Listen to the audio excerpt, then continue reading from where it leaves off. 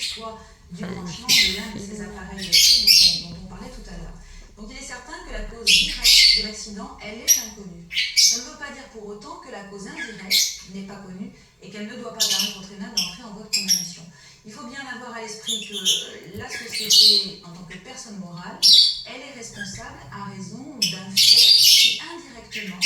a pu provoquer le dommage, c'est-à-dire les blessures subies par ces deux salariés le 20 juin 2005.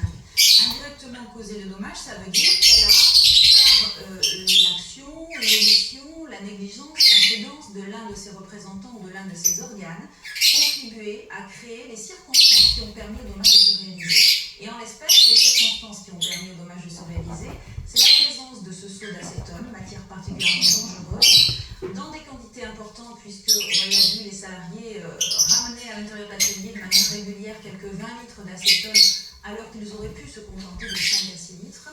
que ce seau n'était pas fermé et que par conséquent s'évaporaient des émanations